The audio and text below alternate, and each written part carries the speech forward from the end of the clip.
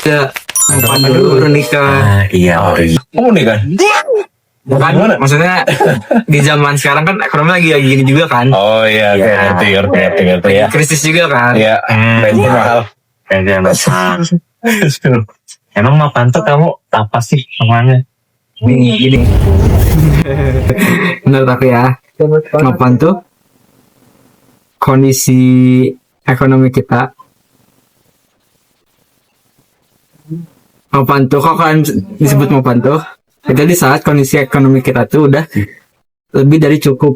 Itu namanya mapan. Apa aja tuh? Misalkan punya rumah kah? Mobil? Ya kan punya aset-aset yang banyak. Aset kayak si Japuk kayak misalkan gini. Aku punya rumah, punya motor dan mobil buat akses transportasi dan juga tabungan yang cukup buat kehidupan anak-anak ke depannya nanti. Itu papan aku. Tunggu. Bisa. Boleh aku potong nggak, San? Aku paham.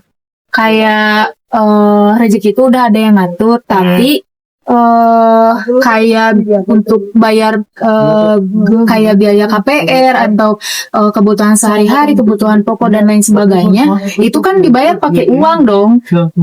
Kita nggak mungkin bayar itu semua pakai cinta. Tapi Nah, halo semua, di sini kami akan membahas mengenai apa dulu? Nikah nikah dulu. Oke, Langsung saja. kita langsung saja mulai. Kalian di sini perspektifnya apa pas dengar kalimat itu dulu deh? Untuk nikah dulu. Secara agama ya sudah dijelaskan. Nikah atau mapannya dikalau mampu, oke? Oke. Jadi nikah, mapan, jikalau mampu. Gimana maksudnya? Gini, Maksudnya gimana? Maksudnya gimana nih? kalau pengen nikah, Ya, ada sarannya juga kan di Islam tuh. ya. Nikah tuh secara mental udah Mapan. secure, Ya, finansial sudah bagus, ya. dan juga emosinya. Oke.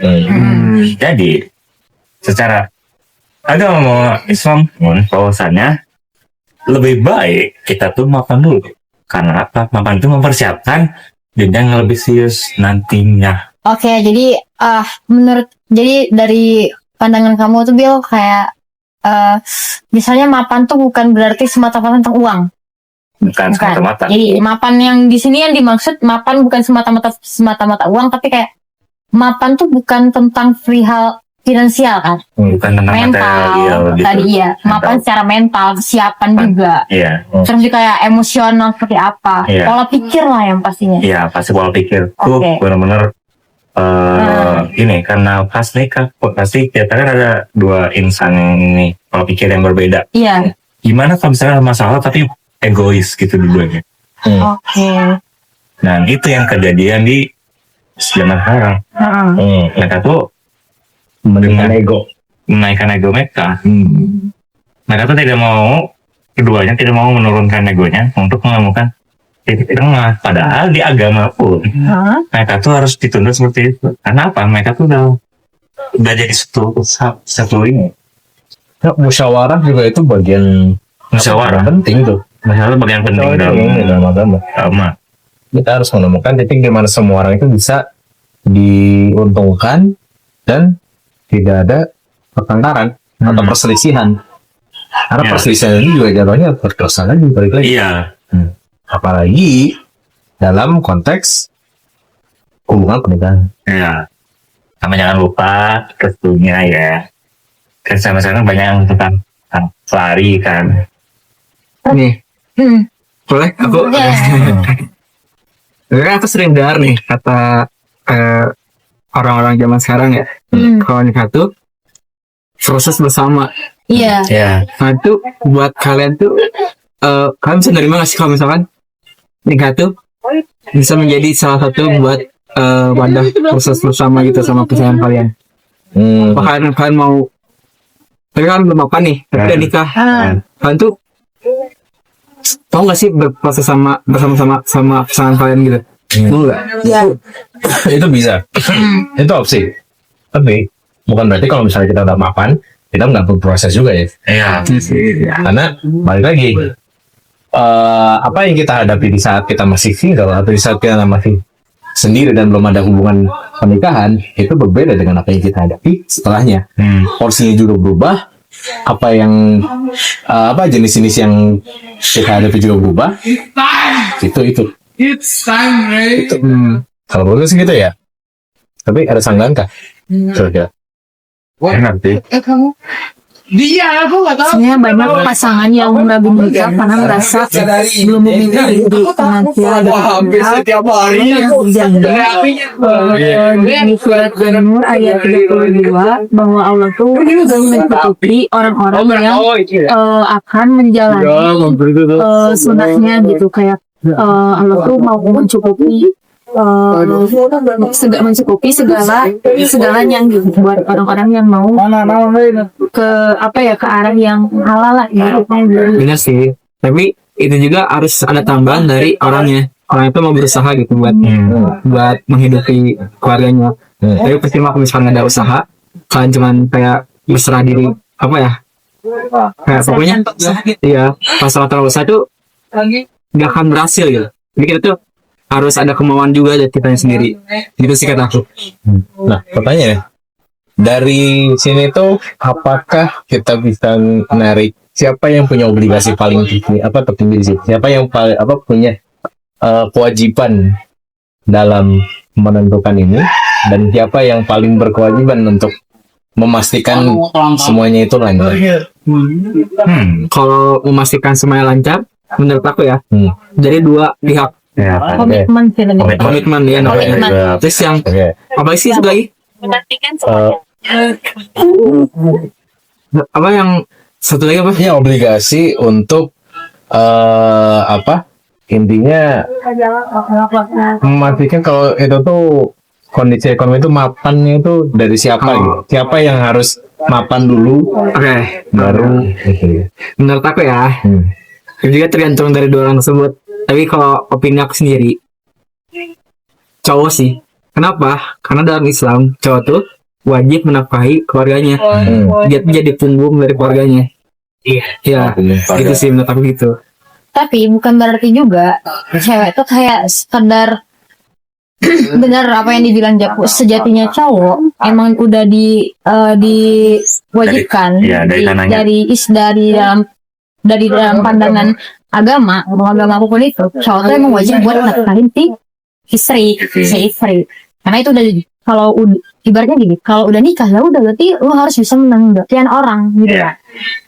Tapi di satu sisi lain juga, kalau misalnya si ceweknya tadi kita pengen nafkahin, tapi si ceweknya tadi udah tahu dirinya bakalan dinafkahin, itu dia ngerasa kayak ya udahlah, gue bebas lah ngelola uang, kayak terserah mau diapain orang yang nyarinya juga bukan gue gitu kan. Banyak cewek zaman sekarang manfaatin cowoknya gitu. iya. Jadi menurut aku tadi ya itu komitmen antar satu sama lain. Jadi kalau misalnya kita tahu siapa yang nyari uang, misalnya di antara kedua belah pihak emang benar-benar sama-sama nyari uang, tapi nggak semata-mata pemasukan dari kedua belah pihak itu sama. Ada yang lebih, ada yang kurang. Bukan berarti kurang itu bukan berarti kurang banget, tapi ada tingkatannya lah kan, di antara kedua belah pihak. Jadi menurut aku itu komitmen. Dan juga kalau misalnya kita punya berkeluarga tuh pasti ada target lah ya. Misal kita pengen ini, kedepannya bakalan punya aset ini buat anak gini, pastinya ada itu kan. Nah, jadi menurut aku kalau misalnya jadi cewek, kalau misalnya udah tahu bakalan dinafkahin, ya manfaatkanlah pola pikir sama-sama berpikir buat ke depan. Karena banyak cewek zaman sekarang tuh kayak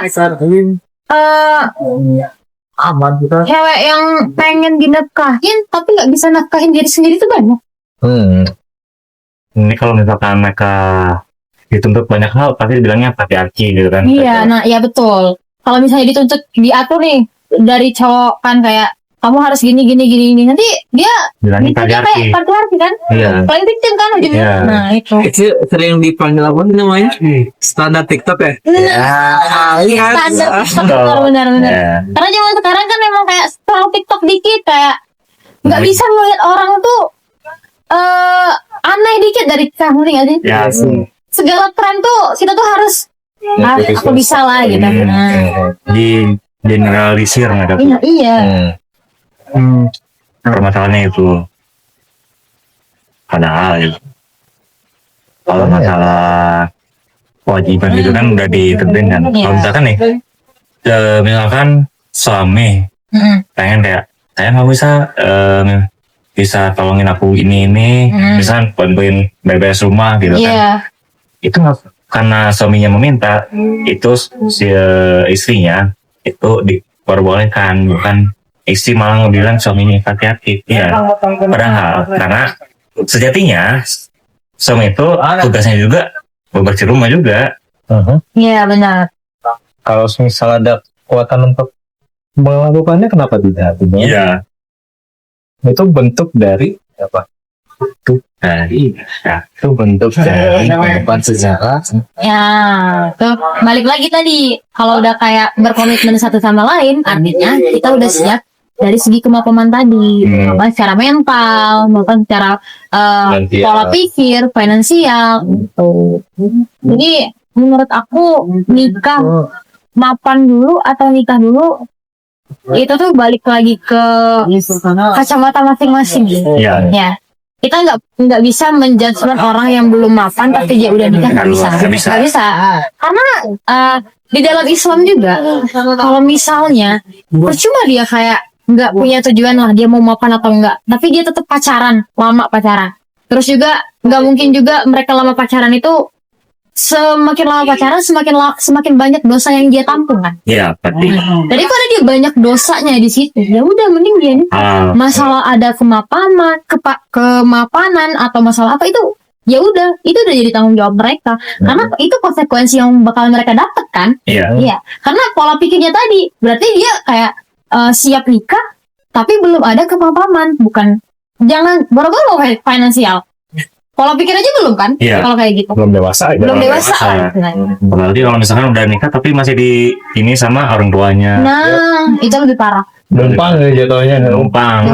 Kalau masih nafkahin sama orang tua lebih parah lagi tuh. Nah, itu. Tapi banyak anak zaman sekarang kayak gitu. Iya. Terus ada juga yang perempuan yang terlalu memaksakan gitu ke si calon suaminya tuh pengen mahar sekian gitu. Padahal kalau di Islam tuh nggak boleh memaksakan, harus berdasarkan kemampuan calon suaminya. Itu emang efek dari apa ya? Standar. Keren lagi. Jadi banyak yang udah kerusak gitu sama Tren tadi. tren sekarang. Iya. Tren sekarang tuh rusak. Nggak bisa dipilah. Cowoknya tuh ujung-ujungnya jadi kayak pinjam uang. Iya. Pinjol. Padahal kalau di Islam itu pinjam uang itu kan riba. Nggak boleh. Nah, pertanyaannya, kalau semisal kita mengesampingkan faktor tadi yang apa tren sekarang gitu ya, Iya. dan apa kita lihat lagi kayak orang tua tuh kadang suka ada yang tipe-tipe yang suka minta anaknya itu mapan dulu, atau misalnya si calon menantunya itu mapan dulu. Nah, kalau di menurut kalian gimana? Dan kayak kira-kira kalau di Islam itu gimana sih? Kalau ke orang tuanya sendiri gitu, orang tua dari mempelainya sendiri gitu. Cara Islam kan pasti butuh namanya Rasul kan. Ya. Nah, cara kita melakukan Rasul kan pasti kita ada namanya proses lamaran. Nah, di proses lamaran itu kita bisa misalkan si cowoknya saya memberitahu saya mas belum mapan, tapi saya bisa memberikan semacam rencana ke depannya seperti apa, dimana itu harus bisa dilaksanakan bagi janjinya dia, karena dia tanggung jawab dia sebagai calon suaminya. Karena di Islam itu kan karena seperti itu, kenapa di zaman sekarang banyak sekali yang dapat contoh kasusnya nggak kayak gitu. Itu cuma banyak omong doang gitu. Iya sih, kalau misalkan aku jadi orang tua punya anak cewek terus dilamar cowok, aku tuh mau meminta kepastian dari si cowoknya. Jadi aku tuh mau tahu dia tuh bisa apa ya, bisa Provide. ya mencukupi anak aku gitu. Ya. Jadi tergantung juga tuh apa ya, kayak ngasih kepercayaan gitu ke si cowoknya biar bisa ngasuh si anak akunya. Ya, Itu sih. dilihat tanggung jawabnya juga kan. Iya. Apa dia yang belum makan? Balik lagi tadi, Iya. nggak kayak mapan secara ini tadi mental. Oh. Iya, mental tadi. Pokoknya kalau menurut aku nikah tuh harus siapin uang itu emang wajib. Wajib. Mental yang harus disiapin. Mental. Kebanyakan orang yang kayak udah nikah tapi kayak masih berargumen bahwasanya itu masih lajang gitu ya. Ya. Pelakunya masih kayak ya udahlah, inilah, itulah. Kayak apa ya? Hilang mana ditanggung jawab, ngerti gak sih? Ada komitmen gitu ya. Nah, kayak nggak punya komitmen. Jadi itu sih. Makanya harus difondasikan di Iya. Ya. Agama penting guys. Agama penting. Terus juga terus juga ini apa namanya teh? Kalau misalnya harus juga sebagai cowok harus bisa juga nuntut istrinya ke jalan yang benar. Kayak mau gimana pun dia sebagai kepala keluarga kan. Iya. Kayak mau melihat gimana secemara apapun keluarga itu, kayak mau ngelihat tolak ukur dari keluarga itu bahagia apa enggak, itu lihat dari kepala keluarganya cara dia mimpin gimana. Iya. Apa yang dia berikan, meskipun nggak bisa mapan secara finansial, nggak bisa kalau cukup ya itu wajib cukup kan buat makan, buat apa harus cukup. Tapi kalau misalnya nggak bisa lebih dari itu, setidaknya tadi kayak masih bisa ngasih perhatian lebih, masih bisa kayak peduli lah intinya. Jangan kayak udah kayak ngasih duit pas-pasan, terus juga Perhatiannya kayak gitu. iya perhatiannya kayak gitu doang. Apalagi masalah agama. Acuh banyak kan yang zaman sekarang Iya. kayak diajak sholat gitu, diajak sholat alasannya ini, diajak sholat alasannya itu. Pernah juga loh orang yang memicu keributan antar rumah tangga tuh hanya perihal sholat. Iya. Istrinya pengen diimamin tapi suaminya pengen tidur. Iya. Itu masalah juga. Iya. Waktu udah nikah tuh nih, hal yang kecil tuh bisa dijadiin. Iya. Jadi retak ya. Bisa ngeratakin rumah tangga sih ya. Hal kecil satu dibahasin dulu bisa. Anda udah 15. Ya, jadi menurut aku di sini kalau misalnya kita pengen nikah, ya ada dua pandangan menurut aku dari sini.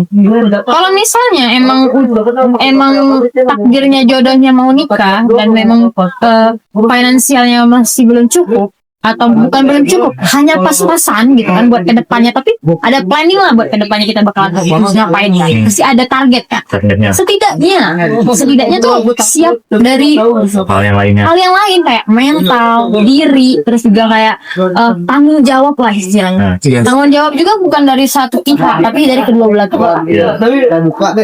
Jadi masalah nikah, mapan dulu atau nikah itu tergantung dari case-nya apa. Case-nya apa? Ya. Karena di agama sendiri itu fleksibel dan tidak menuntut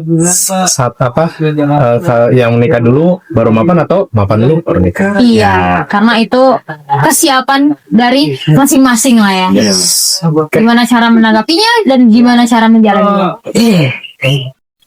Paling gitu saja dari kami. Ya. Terima kasih. Nah. Mungkin sekian guys, dadah.